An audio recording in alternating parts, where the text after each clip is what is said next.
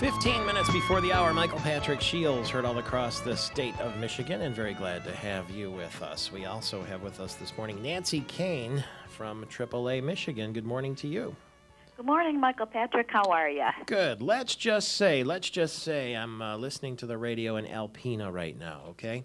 And I've decided to get in the car and drive all the way to Grand Rapids because the 1913 room is going to serve its last meal today.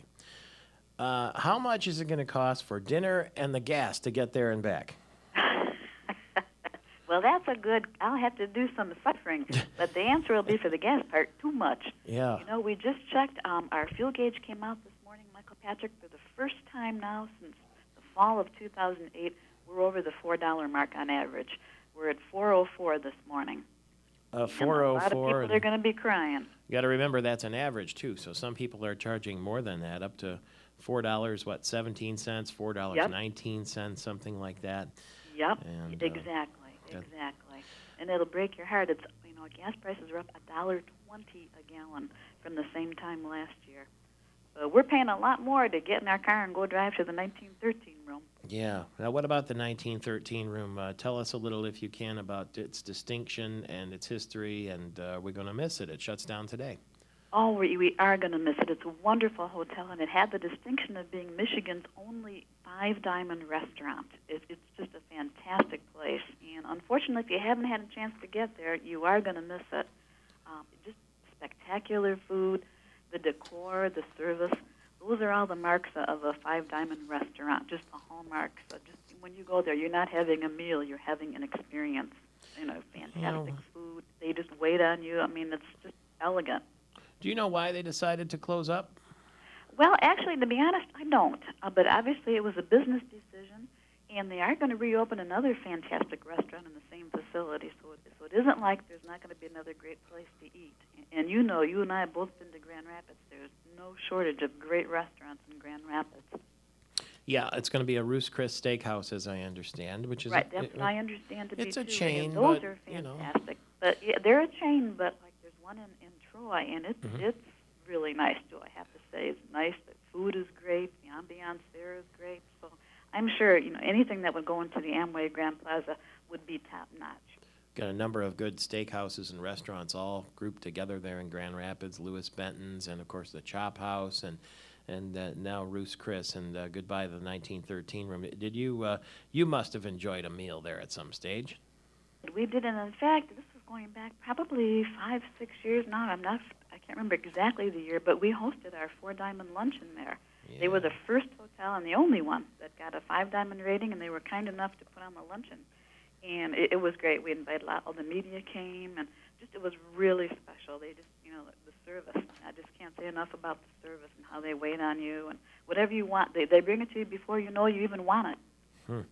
Well, in the words of Inspector Clouseau, not anymore. That's it for I know. today. All right. I know. It's too bad, but like I say, life changes, things change, and something, another good restaurant, Ruth's Chris, will reopen in the fall, and it'll be a great experience as well. But like you say, if you haven't been to the 1913 room, you're about to lose your chance. Some things never change, though. Bob Seger, at 65 years old, is going back to Grand Rapids next month for another show. He's going to be performing May 28th at Van Andel Arena. Tickets will go on sale on Friday. And, rock and roll never forgets, right? He puts on a heck of a great show. A few years ago, I went to Wayne State for graduation of a friend, and he got the honorary degree. And, he is a Detroit icon. Actually, you got to say he's a Michigan icon. People love his music. Yeah. It was only a couple of years ago at the Buick Open. He played with Tiger Woods in the Pro-Am. And I remember at Warwick Hills there when we used to have the Buick Open, somebody along the 18th fairway that lived there was blasting out Bob Seger music on their stereo in their house, and loud enough so that you could hear it all the way onto the golf course. And it was a good time. And now we don't have the Buick Open anymore. We still have Bob Seger, though, and we have a diminished Tiger Woods. And, exactly. But again, if you get a chance to see Bob Seger before he decides to retire, and we hope he doesn't, a lot of these rock and roll icons, they keep going. We'll see. You keep going, too. It's AAA Michigan, Nancy Kane, and we'll talk to you soon. Say hi to your sister, Carol. I shall do. Thanks, Michael Patrick. You have a good day today. Thank you very much. That's Nancy Kane with AAA. She says drive safely and buckle up, though most people in Michigan do. Stocks were mixed on Wall Street Monday. Investors waiting for earnings report from big companies like Coca-Cola later this week, and they're also waiting for the outcome of the Federal Reserve's monetary policy meeting. The Dow was 26 points lower. The S&P fell 2, and the NASDAQ gained 6 points. Katie Couric's run with CBS may be drawing to a close. She's expected to make an announcement about exiting the CBS Evening News today. Insiders say she's going to make a low-key confirmation of her departure. It won't be anything major, just a brief acknowledgement that, in fact, she's leaving. She's anchored the CBS Evening News since 2006. Prior to that, she was the host of the Today Show, and there's some talk she's going to start her own daytime talk show. We're saying goodbye, at least from a CBS standpoint, to Katie Couric.